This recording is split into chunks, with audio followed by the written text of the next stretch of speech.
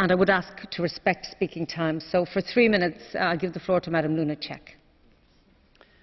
Thank you, Chair, Commissioner, Council, Minister. Thank you, everybody, all the shadows, for very good cooperation to reach a largely consensual text, which I hope will have a good majority tomorrow.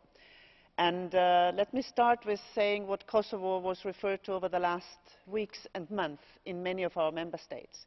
It hit recently headlines with having thousands of asylum seekers come across Serbia into Hungary and then Austria, Germany and other countries. This is something that again raised the context of the situation in Kosovo. I'm really happy to see that this has gone down over the last weeks, and because many people in Kosovo have realized that the illusional promises that they have been given via rumours, that they are illusions, and we demand in this report that both Serbia and Kosovo authorities really clamp down on traffickers who feed into these illusions, so that in the future we will not have these many asylum seekers in member states.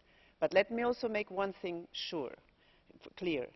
In this report, as in many others before, I demand fast visa liberalisation for Kosovo. And I'm sure that if we had visa liberalisation already, then people wouldn't feel so locked in their country anymore and would be able to go for 3 months to the European Union and return, and wouldn't have the feeling that they need to leave because the situation doesn't provide that for them. I'm glad that Commissioner Avramopoulos has just recently said that Kosovo is walking the last mile and he'll soon have good news for Kosovo, so I hope this will become true very soon. Of course, economic and social situation has to improve, especially for young people.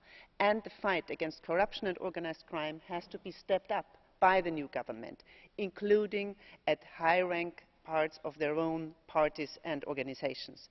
Otherwise, the trust of citizens will not improve.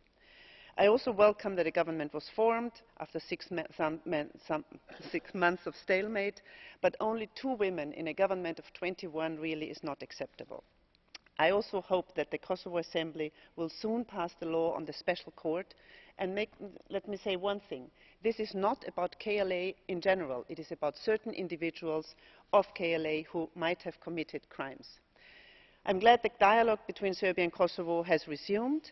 There are still things that have to be implemented, and still, for example, Kosovo MPs are not allowed to participate in all regional meetings, for example in the SECP process of the Parliamentary Assembly, so their progress still needs to go ahead, and I think Serbia also has to move on. The one thing I also criticise, that still 5 member states are not recognising Kosovo. This blocks progress. And I'm glad to hear from Commissioner Hahn that the SAA will be put to the Council later in the spring. I hope there will be an agreement and that soon Kosovo will be on its way. I don't have any time anymore. Please read the text. It's also about EULEX and about investigations on corruption allegations inside EULEX. These are harming the credibility of the European Union. We need swift investigations. I hope we will have a good vote tomorrow to make sure that this European Parliament stands behind independent Kosovo. Thank you. Thank you. Our next speaker is Mr. Adak Toussaint, but I don't see him in the chamber, so I'll move to Mr. Panzeri for 2 minutes, please.